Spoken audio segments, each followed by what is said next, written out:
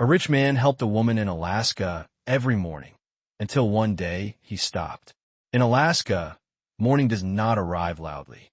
It arrives quietly, with pale blue light spreading across untouched snow, with breath turning visible before words ever do. Every morning, before the sun fully clears the tree line, a dog sled cuts through the silence.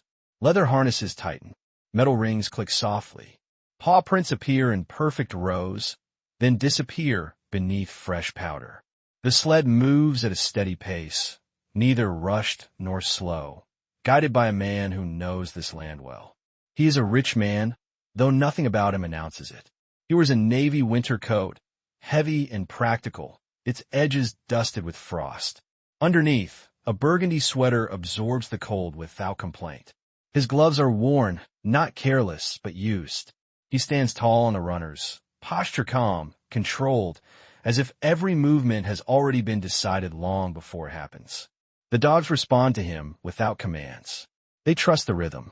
The sled turns off the main road and slows near a small wooden cabin at the edge of the trees. No lights are on inside yet. Smoke does not rise from the chimney. The world feels paused here, suspended between night and day. The man stops the sled. He steps down, boots crunching softly, careful not to wake the quiet more than necessary. From a canvas bag, he takes out a thermos of coffee, still warm, a small paper bag, a sealed bottle of medication, everything arranged with intention. He sets them on the front step. He does not knock. He does not wait. Before leaving, he glances once at the window. Just once. Then he turns back to the sled, gives a subtle signal, and the dogs move on as one, pulling him away from the cabin and back into the open snow.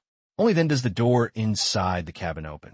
A woman stands in the doorway, wrapped in a mint green winter coat that looks slightly too large for her frame. Her hair is still messy from sleep. Her breath fogs as she exhales.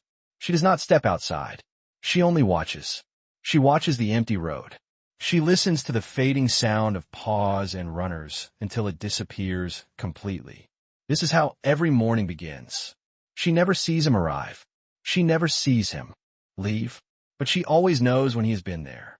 Inside the cabin, the woman moves slowly, carefully, as if her body is still learning the rules of survival again.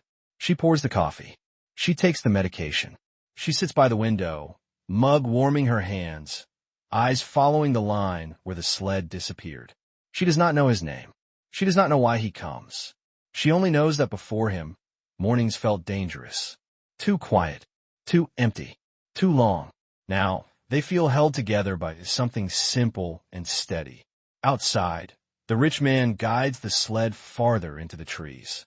His face remains unreadable, but his eyes flick back once more, just long enough to confirm the cabin door is closed again. He exhales. The dogs settle into their pace.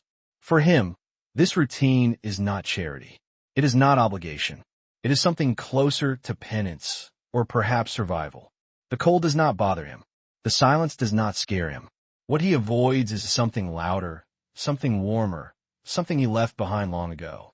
Back at the cabin, the woman finishes her coffee and presses her fingers to the glass, feeling the faint chill of the outside world through it. She does not wave. She never does. There is no one to see it.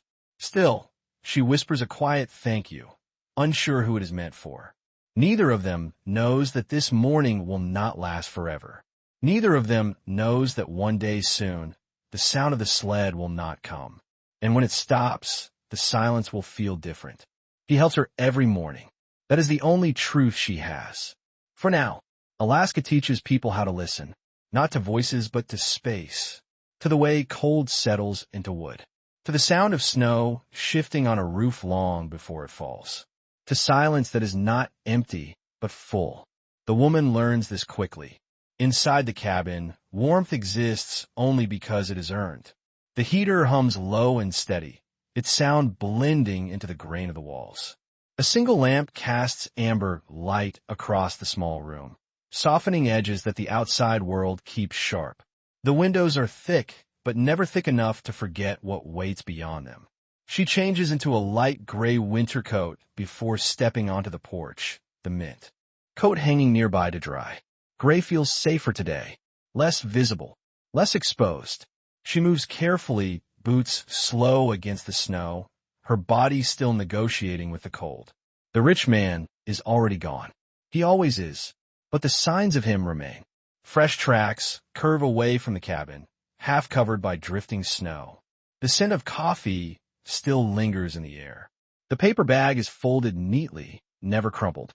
Even absence here has order. She brings everything inside and closes the door gently, as if loud sounds might undo what has been given. This becomes her rhythm. Mornings begin with warmth returning to her hands, with coffee that steadies her breath, with medication placed where it is easy to reach. She sits at the small table by the window and waits for the feeling in her chest to ease, counting breaths until the tightness loosens its grip. Outside, Alaska continues without asking permission.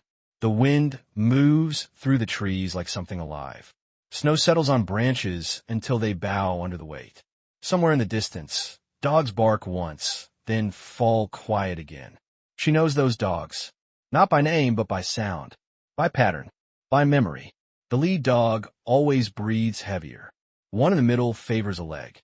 Another snaps playfully at the harness before settling into focus. She recognizes them the way people recognize clocks, not by looking, but by feeling time pass. Healing does not arrive all at once. It arrives in pieces. She cleans the cabin a little each day, not because it needs it, but because movement reminds her she is still here. She learns how long she can stand before dizziness returns, how far she can walk before the cold starts to push back, how silence can be held without fear. And every morning, without fail, the rich man returns. Sometimes he wears the same navy coat she has come to recognize. Sometimes the light catches the frost on its shoulders differently. Sometimes his posture seems more rigid, as if carrying weight she cannot see. But his routine never changes. He stops. He leaves what she needs. He goes. They do not speak. Not yet. From his side of the world, the routine is just as deliberate. The rich man rises before dawn, long before the cabin lights flicker on.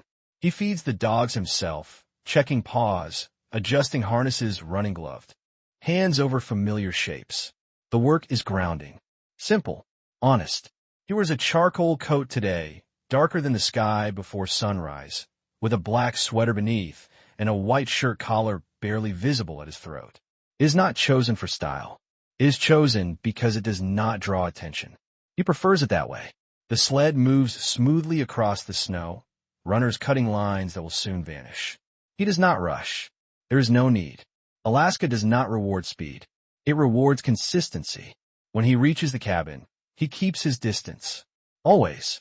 He knows the woman is there, even when he cannot see her. He senses the faint movement behind the glass. He feels the moment when the door opens after he leaves. That is enough. Helping her does not require recognition. It requires presence. Back inside, the woman turns on a small radio, the volume low, not for music, but for proof that the world still exists beyond the trees. Voices come and go, distorted by distance and static. She turns it off again after a few minutes. Sie längst feels kinder. She sits by the window and watches light shift across the snow, turning blue to white, white to silver. The warmth inside contrasts sharply with the cold outside, and the boundary between them feels important. Controlled. Safe. She realizes something slowly, over days rather than moments. Her body expects him now, not the man himself, but the routine he brings. The certainty, the quiet promise that someone will come and then leave without demanding anything in return. In Alaska, that kind of kindness is rare. Outside, the rich man guides the sled farther down the trail, disappearing into trees that have seen far more than either of them. He does not look back this time. He does not need to. The routine holds. For now, that is enough. Neither of them speaks the question forming beneath the surface. How long can something this quiet last? Alaska does not answer. It never does. The rich man lives by a schedule that does not need a clock. In Alaska, time announces itself through temperature, light, and sound.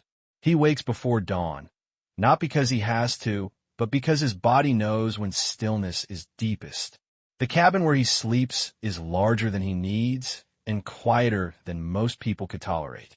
It is clean, organized, and almost empty of decoration. Discipline fills the space where noise once lived. He dresses without hesitation. Today, a charcoal winter coat replaces the navy one. Beneath it, a black sweater, sharp against the white collar of a pressed shirt.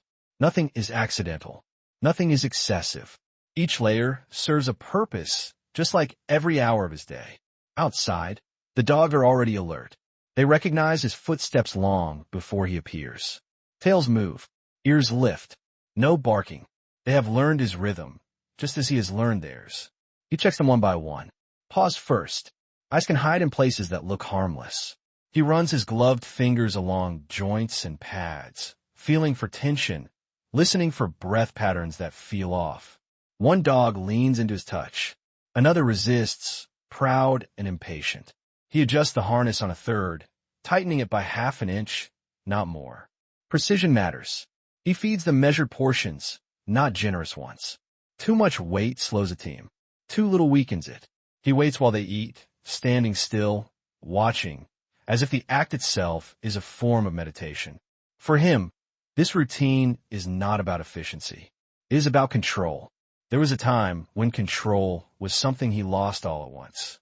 Now he built it back inch by inch. The sled is inspected next. Runners wiped clean. Ropes checked. Metal connections tested with a practice pull. He does not rush. Rushing invites mistakes, and mistakes in Alaska cost more than pride. When the sled moves, it moves cleanly. The dogs pull with quiet power, muscles working beneath thick coats, breath steady in the cold. The rich man stands tall on the runners, posture relaxed but alert. He does not shout commands. He barely speaks at all. The team understands him without words. As they travel, the world opens up around them.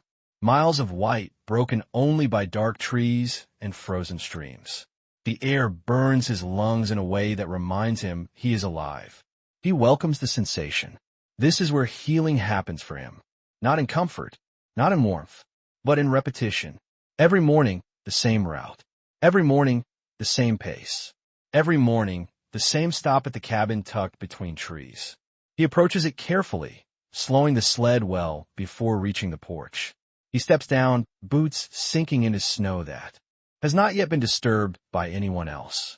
He sets the supplies down exactly where they belong. Coffee, food, medication. The routine never varies. He does not knock because knocking invites conversation. Conversation invites questions. Questions invite a past he does not want to explain. Distance is part of the care. As he turns away, he feels the familiar sensation of being watched. He does not look back. He never does. He knows the woman is there. That knowledge is enough. Back on the trail, the sled picks up speed again.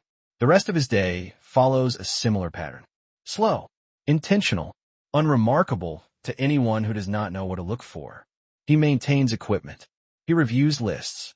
He makes calls that sound ordinary, but move resources across vast distances. Clinics get supplies. Remote communities receive funding. Paperwork is signed with the same steady hand that checks dog harnesses. No one here treats him like a rich man, and he prefers it that way. In the quiet of the afternoon, he allows himself one brief pause. He stands at the edge of the property, looking out at the land stretching endlessly in front of him. He breathes in cold air and exhales something heavier. Routine keeps him from drifting.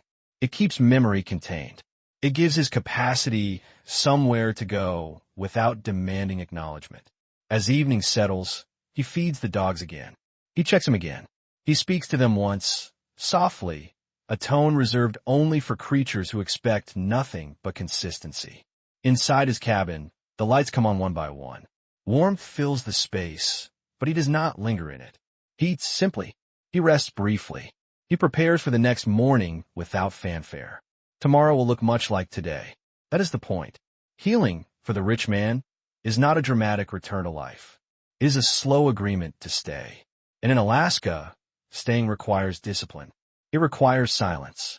It requires the strength to show up again exactly the same way even when no one is watching. Especially when no one is watching. The first time the woman steps outside while the rich man is still there, it happens without intention. There is no decision, no moment of courage, only habit. The morning unfolds as it always does. Pale light spreads across the snow. The sled slows near the cabin. Supplies are placed. On the porch with quiet precision. The dogs stand patiently, steam rising from their breath. Inside, the woman reaches for her mug and realizes the coffee is not there yet. It is a small thing, almost nothing, but small things shift routines. She pulls on her sage green coat, the fabric soft and familiar against her shoulders, and opens the door before she has time to reconsider. Cold air rushes in, sharp and honest. The porch creaks under her weight. The rich man freezes for half a second, not because he is afraid, because he did not expect to be seen. He stands a few feet away, one gloved hand resting on the sled handle, the other holding a folded paper bag. His coat today is forest green, darker than the trees behind him, blending into the landscape rather than standing apart from it.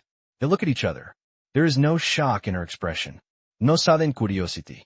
No questions waiting to be asked. Only recognition. She does not step closer. She does not step back. She simply stays where she is, hands visible, posture relaxed, giving space without being distant. It is a subtle thing, but the rich man notices. People usually lean in when they want answers. She does not. "Good morning," she says. Her voice is steady, not quiet, not loud, just present. "Good morning," he replies. His voice sounds unused to conversation, but not uncomfortable with it. He does not explain why he is there. He does not offer his name. He does not apologize for anything. He hands her the paper bag and the thermos, holding them out without crossing the invisible line between them. She takes them with both hands, careful not to brush his gloves. "Thank you," she says. Then, after a brief pause, the coffee helps. That is all. No why, no how, no who. The dogs watch the exchange closely, ears twitching, bodies ready but calm. One of them shifts its weight, favoring a leg slightly. The woman notices immediately. "That one," she says gently, nodding toward the dog. His left paw looks sore.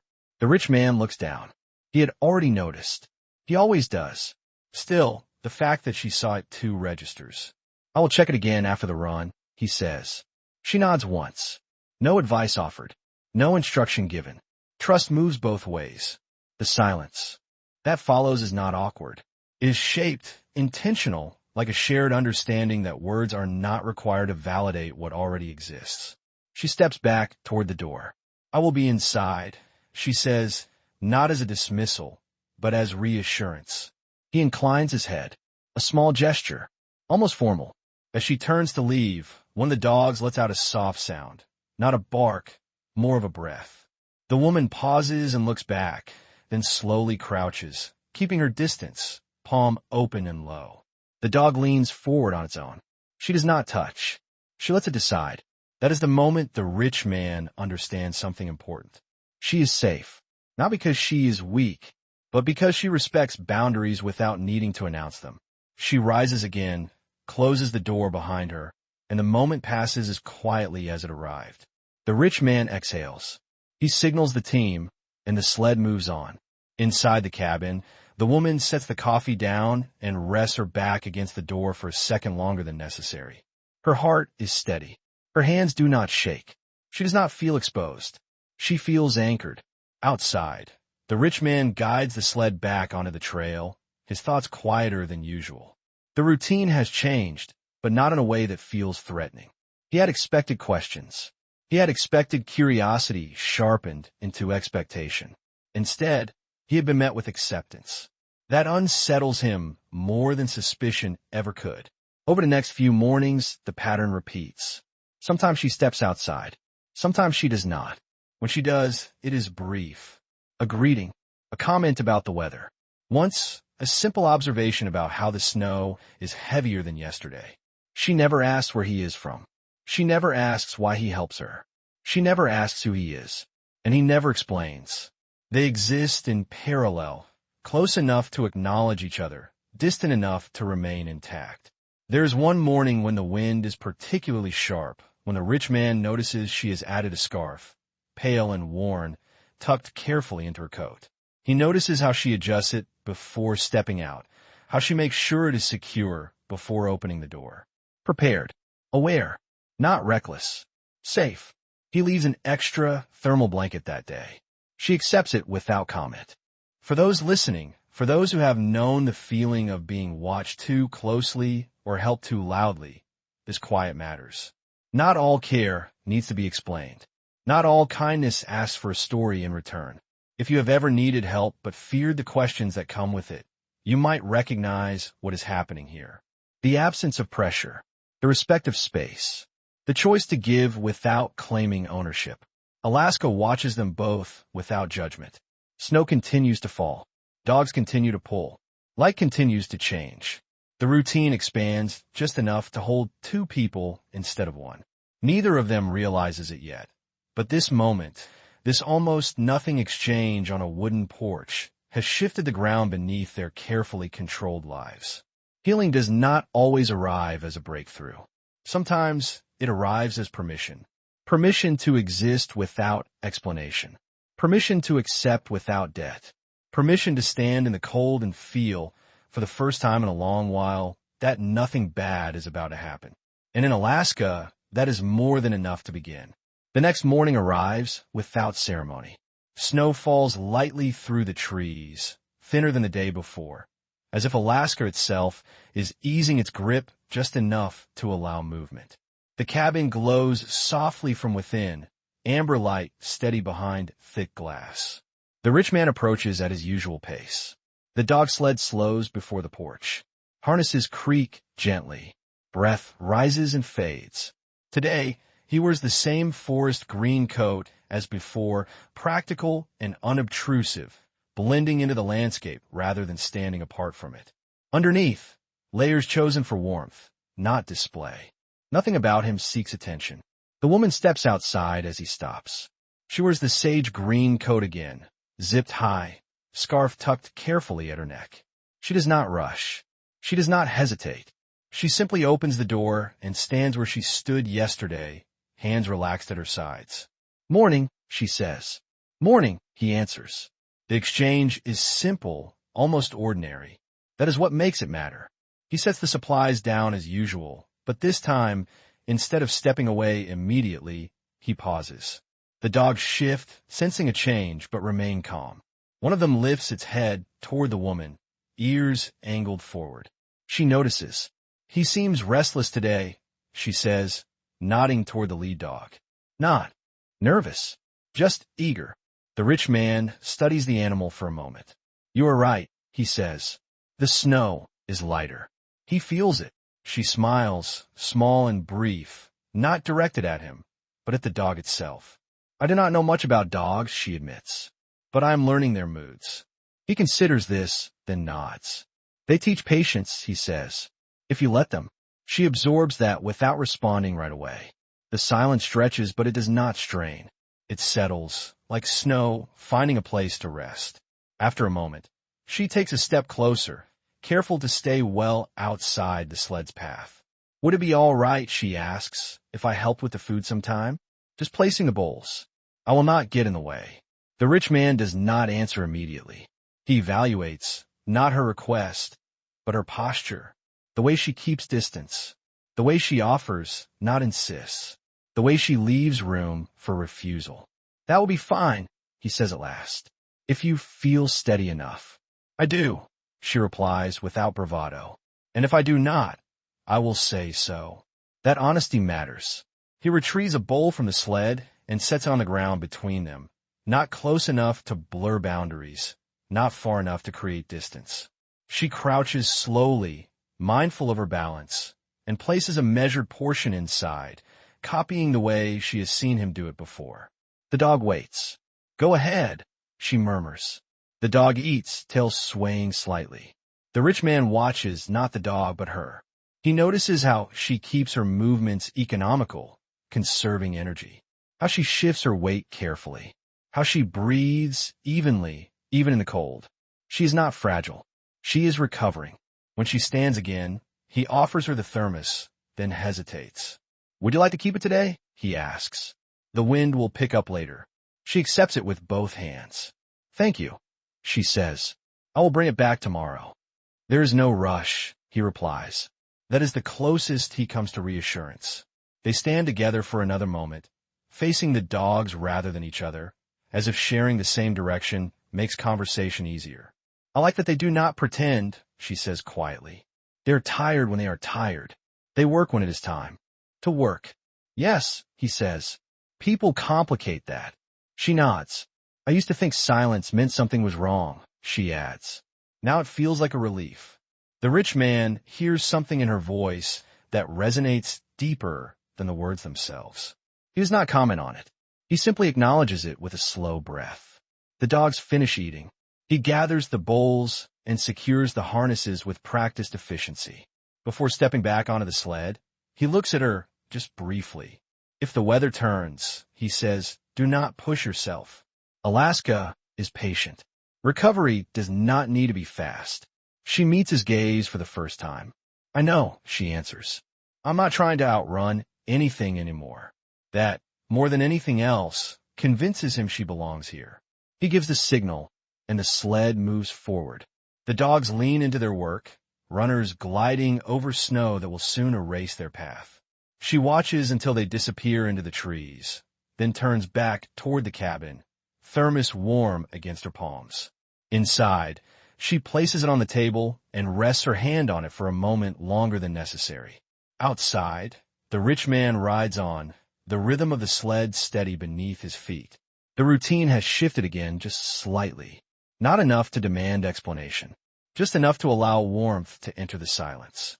Neither of them names it. They do not need to. For now, it is enough that the mornings are no longer empty, and the quiet is no longer something to survive, but something to share. The morning changes its tone before anyone names it.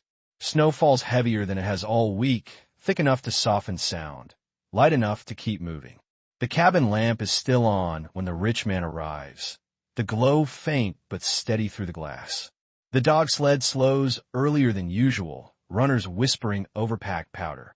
Today, he wears a deep brown winter coat, darker at the seams where snow has melted and refrozen. Beneath it, a light-colored layer peeks through at the collar. Practical, unassuming, chosen without ceremony.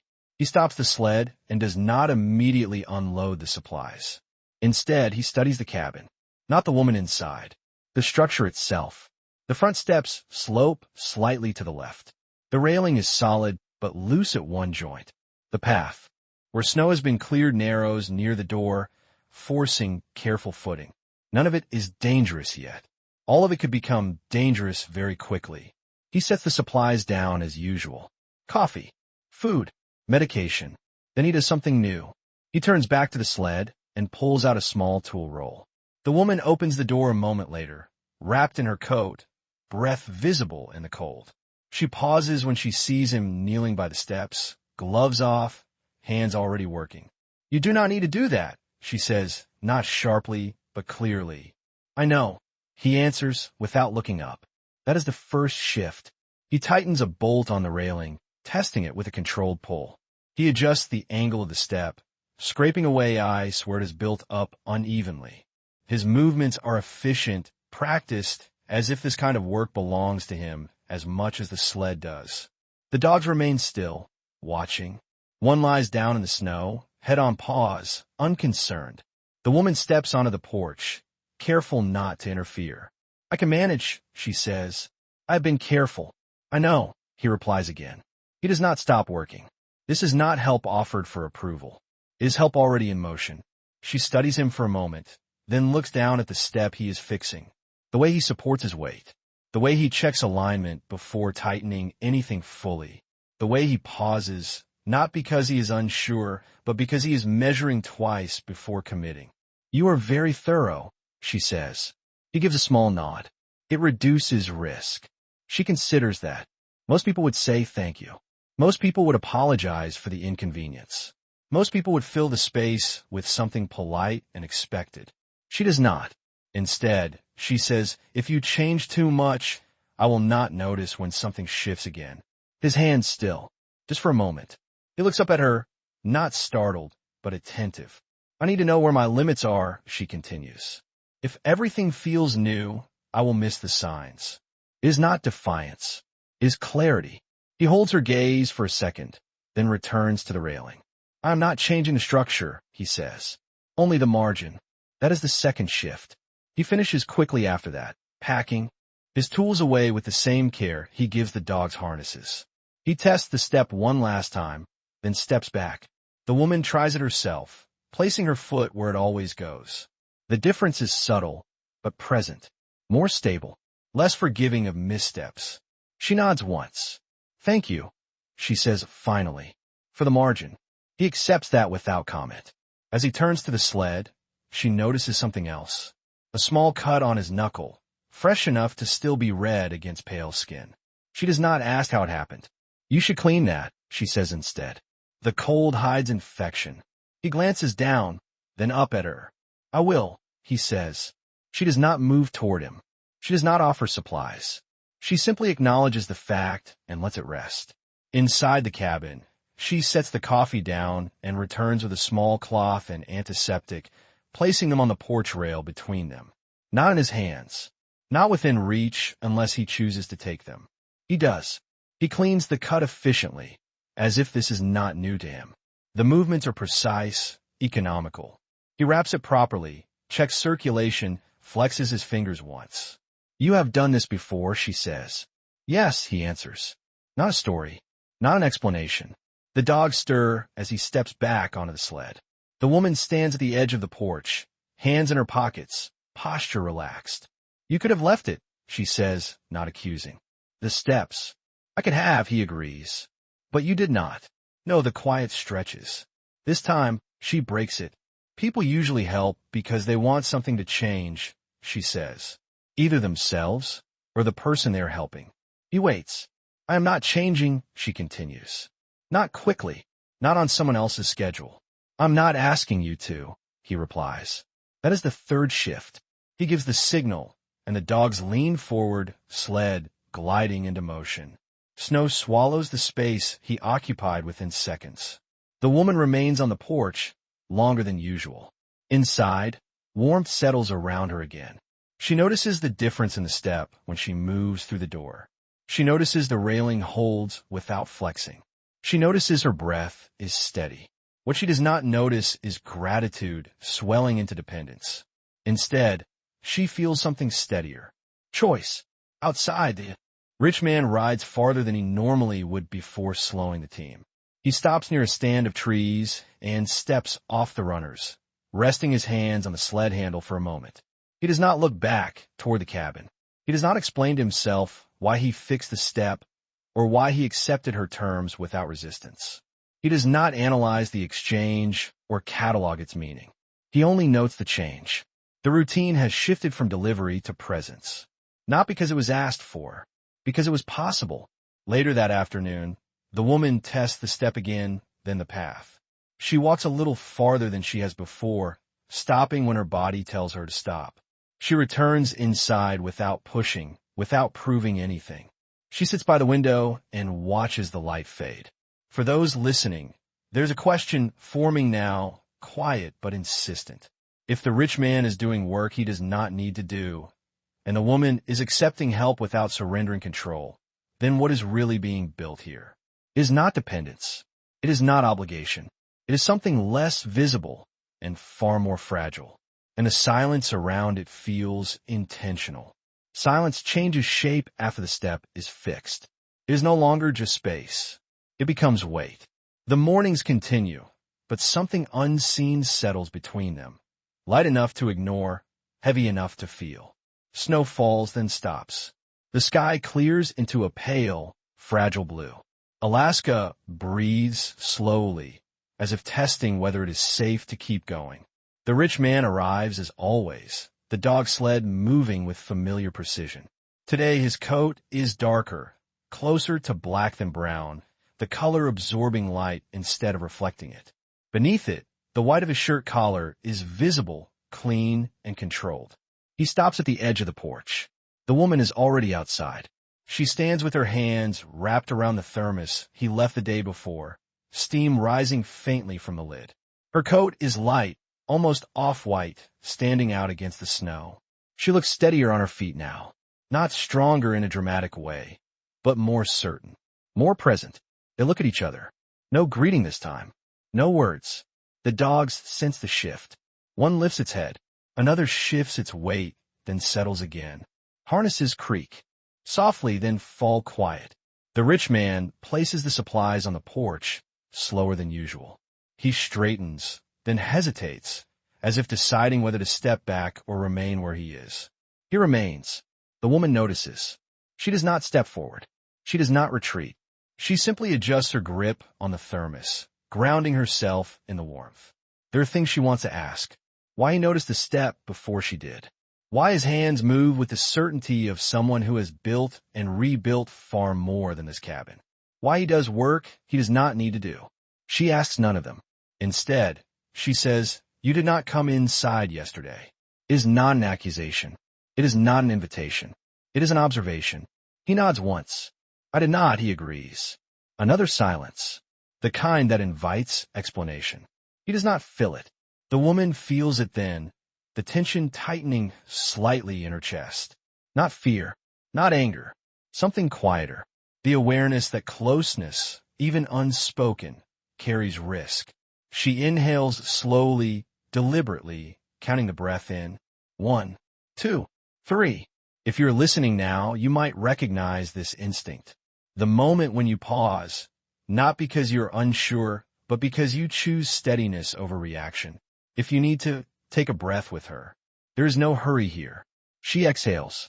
"The step feels different," she says. In a good way. He watches her carefully, as if weighing whether this is praise or permission.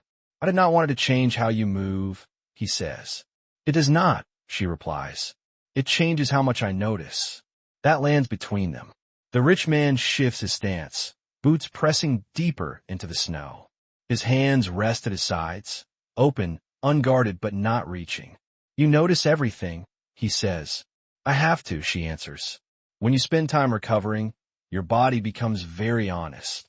He understands that more than she knows. The dogs stir again, restless now, sensing the pause stretching longer than usual. One lets out a low sound, not a bark, more like a reminder. The rich man gives a small signal, then stops himself. Not yet. The woman takes a half step forward, then stops, respecting the invisible line that has kept them both safe. "I want to be clear," she says. "I am grateful, but I am not looking to be carried." He meets her gaze fully now. "I am not carrying you," he says. "I'm walking nearby." That is not what she expected. She studies his face, searching for something that would explain the words. Pride, pity, expectation. She finds none of them, only restraint. Silence settles again, deeper this time, the kind that asks a question without words. If neither of them is trying to change the other, then what is creating this pull? The wind picks up, threading through trees, brushing against coats. Snow shifts along the porch edge. The woman closes her eyes briefly and breathes again, slow and intentional. In through the nose, out through the mouth, letting the tension move instead of tighten. You can do the same if you want, just for a moment. Nothing needs to be solved right now.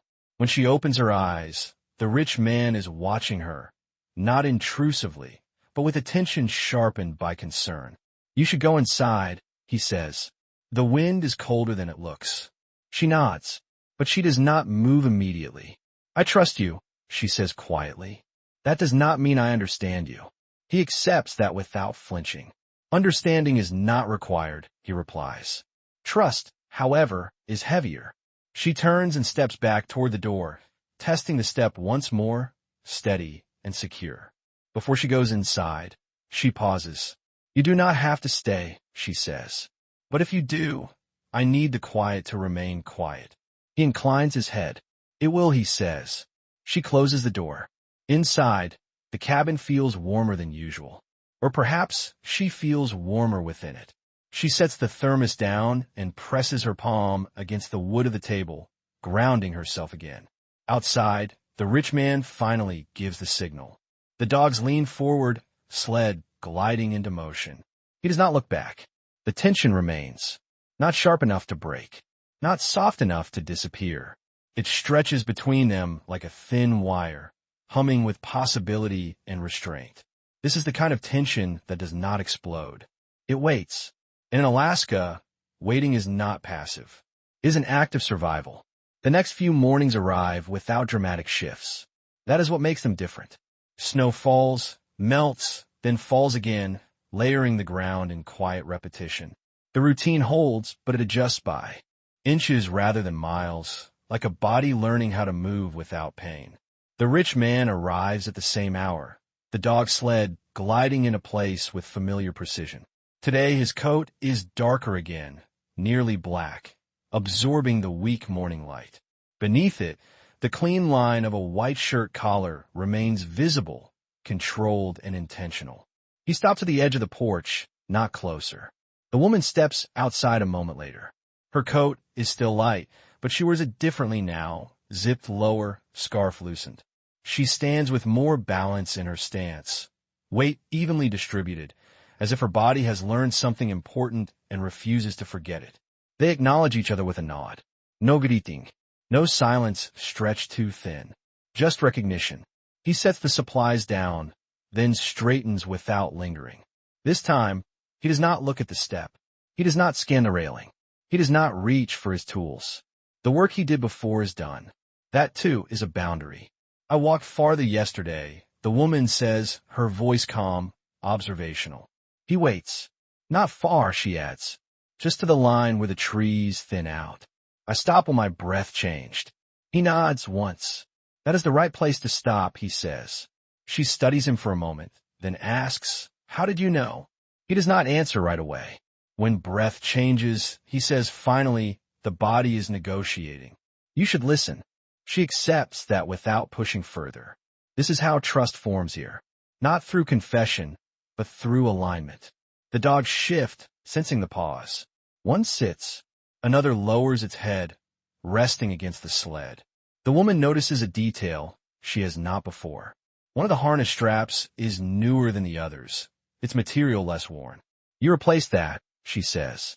Yes, the rich man replies. You did not mention it. It did not require mention. She nods, understanding. Some care works best when unnoticed. She takes the supplies inside, then returns to the porch, holding the thermos out toward him, not offering it back, just showing it. I washed it, she says. I did not change where you place it. He looks at the thermos, then at her. Thank you, he says. He does not take it yet. Instead, he asks, are you comfortable if I continue stopping here? It is the first question he has asked her that carries weight. She considers it carefully. I am, she says, as long as the routine stays predictable. He nods. It will. They stand there for a moment longer than usual, the space between them unchanged, but the air within it steadier. You can say no, he adds. At any point. That matters more than he knows. She meets his gaze. I know, she says. The dogs stir again, sensing the conversation reaching its natural end. He reaches for the thermos now, taking it with the same care he uses for everything else. He places it back on the sled, securing it properly. Before stepping onto the runners, he pauses. There may be mornings, he says, when I am later than usual. Her chest tightens just slightly. She breathes through it. That is all right, she answers. I can adjust. He watches her face closely, as if checking whether those words cost her anything. They do not. She adds, if you do not come at all, I will assume there is a reason, not an absence. He absorbs that. That is fair, he says. It is not a promise. It is an agreement. He gives the signal, and the dogs lean forward, sled gliding away with familiar rhythm. He does not look back. The woman remains on the porch, watching until the trees swallow the movement completely. Inside, the cabin feels unchanged. That reassures her. She sets the coffee down, then opens the door again, stepping just onto the threshold. She tests the air, then closes it once more. Later that afternoon, she walks to the edge of the trees again. She stops where her breath shifts, exactly as before. She does not push beyond it. For those listening, this is not the moment where everything resolves. There is no breakthrough, no confession, only small trust, placed carefully like a foot on steady ground. Boundaries remain intact. That is what makes the closeness possible. In Alaska, trust does not arrive loudly. It arrives quietly, through consistency, through restraint, through the shared understanding that neither person needs to be more than they are today. And that is enough to move forward. Just not too far. The routine returns, but it no longer feels flat. It has depth now, texture, small variations that break the sameness without disturbing the calm. Mornings still begin the same way. The dog sled appears through the trees. Harnesses whisper. Breath rises and disappears. The rich man arrives at the edge of the porch with the same discipline he always has. But something subtle has changed. He no longer stops at exactly the same distance. Some days, he stands a step farther back. Other days, he remains closer, not crossing the boundary, just testing the space between. The woman notices. She does not comment. Her coat is a pale, muted tone today, lighter than before, reflecting the soft morning light. She moves with a confidence that did not exist weeks ago. Not boldness, stability. They exchange nods. Supplies are placed. The dogs wait. Routine holds. Then one morning it is not. It begins with sound. A sharp yelp cuts through the quiet, brief but unmistakable. One of the dogs stumbles, not dramatically, just enough to break rhythm.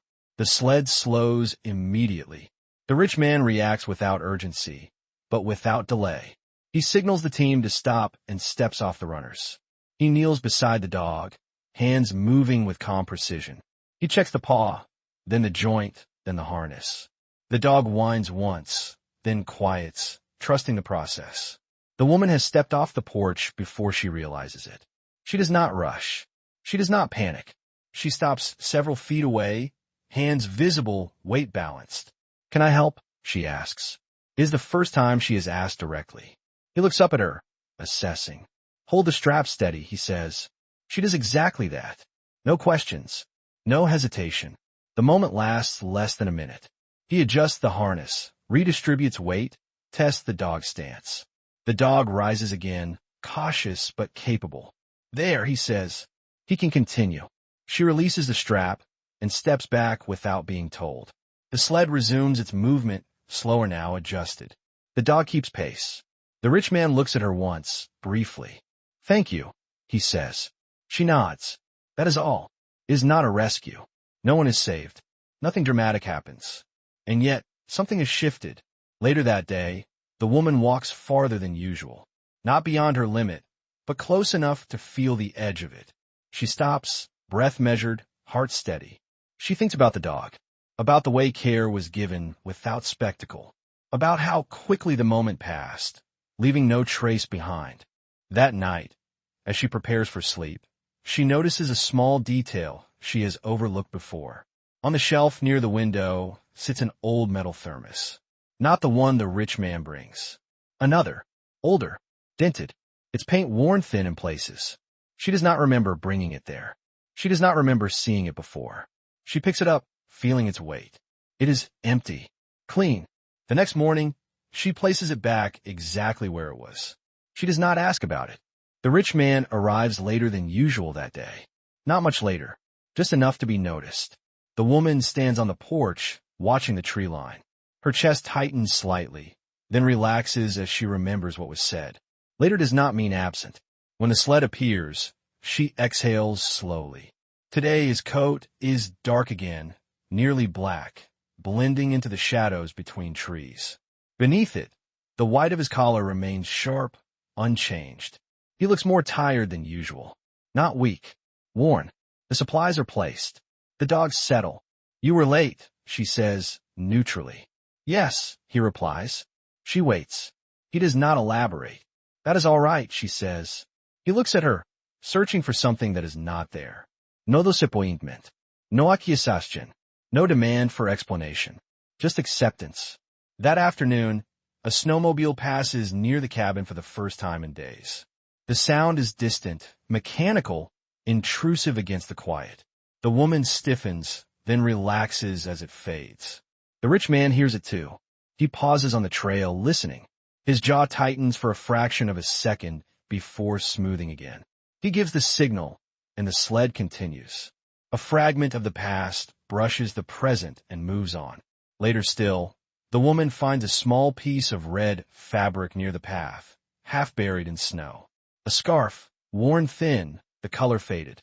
She picks it up, studies it, then places it on the porch rail, visible but untouched. The next morning, it is gone. No comment is made. The routine continues, but it is no longer empty repetition. It carries memory now. Adjustment. Response. For those listening, this is the part where movement returns without breaking stillness, where the story breathes, not by speeding up, but by allowing small disturbances to ripple outward and settle again. If you feel your own breath tighten when routines change, notice it.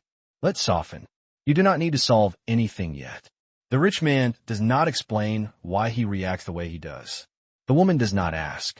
They allow the past to exist only in fragments, never assembled into a full picture. Trust does not deepen through confession. It deepens through consistency under pressure. By the end of the week, the woman no longer waits by the window every morning. Some days, she's already outside. Other days, she remains inside until the supplies are placed. The rich man adjusts without comment. The dogs adapt. Alaska continues to watch, indifferent and patient. The routine is the same, and it is completely different. Something is moving now, quietly, and whatever it is, it has not finished revealing itself yet. The consequence arrives quietly, the way most real ones do. It begins with weather that does not follow expectation. The forecast had suggested light snow, nothing that would change the rhythm. But Alaska does not care for predictions. By morning, the sky hangs lower, heavier, and the wind moves in uneven bursts that press against the cabin walls and then retreat. The woman notices it first. She stands inside the doorway, coat already on, listening to the wind test the structure. The step holds. The railing does not shift. The margin the rich man built remains intact. Still, something feels different. The dog sled arrives later than usual. Not late enough to alarm, but late enough to register. The rich man guides the team in with controlled restraint. Today he wears black, the coat dark against the white ground, his collar clean and sharp beneath it. Snow clings to the hem more than before. His posture is unchanged, but the way he dismounts is slightly slower, as if he is measuring his weight more carefully. The woman steps outside. "You should not have come if the wind turned," she says. It is not a command. It is concern placed plainly between them. He sets the supplies down. "The route was still passable," he replies. She notices the dogs first. One breathes heavier than usual. Another shakes snow from its coat more aggressively. "And if it had not been?" she asks. He does not answer right away. "That would have been my responsibility," he says. "That is the consequence. Not danger. Not failure. Responsibility acknowledged out loud." She absorbs. That. The dogs settle. He checks the harnesses again, tighter this time, adjusting for the wind. The woman watches, her hands tucked into her pockets, fingers curled slightly, grounding herself. "You push the schedule," she says. "Just a little." He looks up. "Yes." "Why?" He does not explain. "I misjudged the wind," he says instead. That is all he offers. The silence that follows is different from before. It is not tension. It is recalibration. "I need to know," she says carefully, "that you will choose caution over consistency." He studies her face, reading not accusation, but boundary. "I will," he says. "If the choice is between routine and safety, safety comes first." She nods. "That matters," she replies. The dogs begin to pull again, restless to move on. The rich man gathers the remaining supplies, then pauses. "There may be days," he says, "when I do not come at all." Her breath catches, just for a moment. She notices it and lets it go. "If that happens," she says, "I will adjust." He hears the difference now. Not resignation.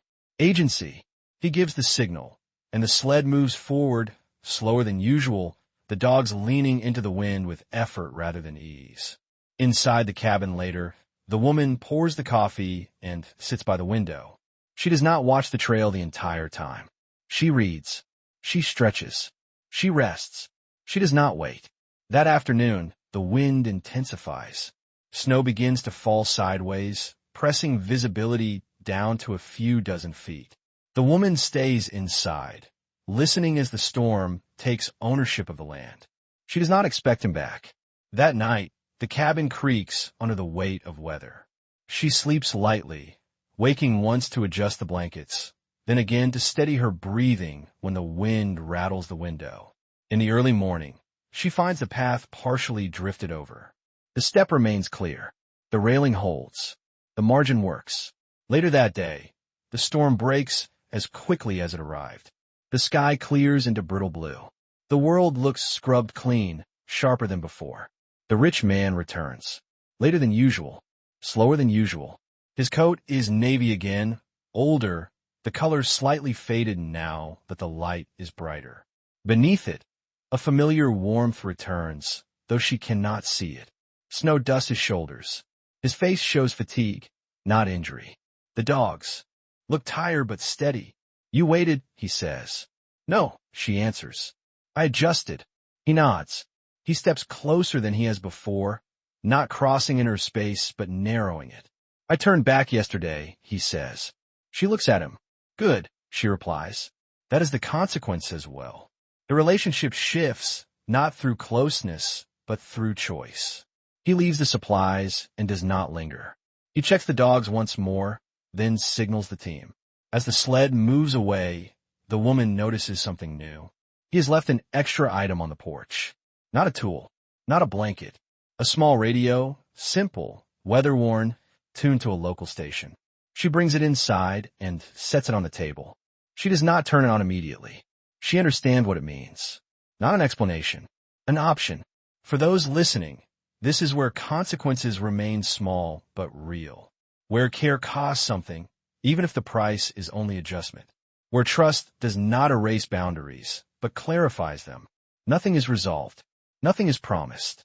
But something has been tested, and it has held, just barely, enough to continue. The realization does not arrive all at once. It arrives the way Alaska teaches most lessons, gradually, without announcement, through repetition. The rich man notices it on a morning that feels unremarkable. The sky is clear. The snow is firm beneath the runners. The dogs move with practiced ease, their breath steady, their pace unforced. He wears his navy coat again, the older one, softened by time and weather, with warmth layered beneath it. Nothing about the day demands attention. That is precisely why it does. He stops at the edge of the porch and places the supplies down as he always does. The woman steps outside a moment later, her movements calm, her posture grounded. Her coat is familiar now, not new, not symbolic. Simply hers. They nod to each other. No words. He waits for the usual internal signal to move on. It does not come. Instead, he becomes aware of something else. He is not scanning the cabin for hazards. He is not checking the wind for changes. He is not counting minutes or measuring distance. He is present. The thought is quiet, almost unwelcome. He straightens slowly, resting one hand on the sled handle, not because he needs the support, but because the pause feels necessary. The woman notices. She does not fill the silence. That is part of what makes this moment possible. He looks at her, really looks without urgency, without analysis. She is not waiting for anything from him. Not reassurance. Not explanation. Not continuation. She is simply there. And for the first time in a long while, he understands what has been changing. It is not the routine.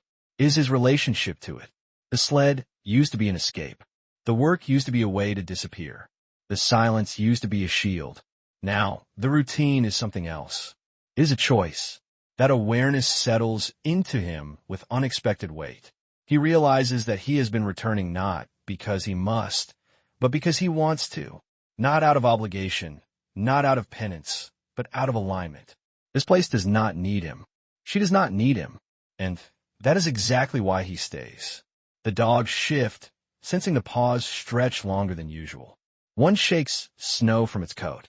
Another glances back at him, expectant but patient. He gives a small signal to wait. The woman studies his face, noticing the stillness, the way his jaw tightens and releases, the way his breath slows. She does not ask what he is thinking. She does not interrupt. That restraint is its own form of care. If you're listening and you feel this moment tightening somewhere in your chest, you are not alone. This is what it feels like when something old loosens its grip and something new asks quietly for space. You do not have to answer it right away. You can notice it and let it be. The rich man finally speaks.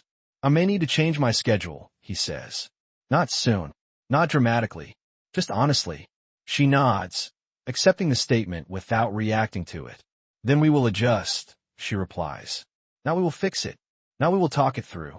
Not a not go, just adjustment. He feels something release at that. Not relief. Permission. I wanted you to know, he adds. She meets his gaze, steady and open. Thank you for saying it, she answers. That is all. No questions follow. No promises are made. The dogs begin to shift again, restless now, sensing the natural end of the pause. He gives the signal, and the sled moves forward, runners, catching smoothly on the snow. As he turns away, he feels the realization settle deeper. Staying does not require explanation. Leaving does not require justification. What matters is choice. Later that day, the rich man stops earlier than usual on the trail. He stands still, listening to the quiet, feeling the cold air in his lungs. He thinks about how often he used to measure his worth by what he could provide, how much he could absorb, how little he could need. He sees now that something else has been happening. He has been allowed to exist without performing. That changes everything. Back at the cabin, the woman turns on the small radio he left days ago. The sound is low, barely more than texture. She listens for a few minutes, then turns it off again. She does not wonder where he is. She does not track the time. She trusts the space. That evening, she steps outside just before dusk, watching the sky deepen into indigo. She wraps her coat tighter, not from fear, but from awareness. The air is colder now, sharper. She breathes slowly. If you need it, breathe with her. In, out. Nothing else is required. The rich man returns later than usual the next morning, and then earlier the day after that. The pattern is no longer rigid. It is responsive. They do not comment on it. They do not label it. They allow it to be what it is. For the rich man, the realization continues to unfold quietly. He does not need to disappear to feel whole. He does not need to stay to feel useful. He can choose. And for the woman, respecting that choice is part of her own healing. She does not cling. She does not retreat. She remains present, grounded in her own rhythm. Nothing has been confessed. Nothing has been revealed. And yet, something fundamental has shifted. The silence between them is no longer something to manage. It is something they both trust, and that trust opens a wider horizon than either of them expected. The routine returns without announcement. No marker in the snow. No signal in the sky. No agreement spoken out loud. One morning simply looks like the mornings before it, and yet it does not feel the same. The rich man arrives at the edge of the porch with the dog sled moving at its familiar pace. The runners cut clean lines through the snow, steady and controlled. He wears his navy coat again, the older one, the fabric softened by weather and time. Beneath it, warmth is layered quietly, chosen for function rather than impression. Nothing about him draws attention. That is no longer the point. He stops. He sets the supplies down. Coffee, food, medication. The order has not changed. The placement has not changed. What has changed is the ease in his movement. He is not measuring distance as carefully now, not because he is careless, but because he trusts the space. He stands upright, hands relaxed at his sides, not ready to leave and not lingering either. The woman steps outside a moment later. Her coat is familiar, not new, not symbolic. It fits her now in a way it did not before.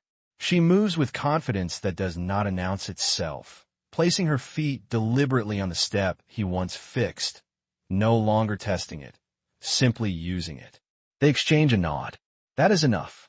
The dogs wait patiently, bodies aligned, breath steady. One flicks its tail. Another lowers its head to rest, unconcerned.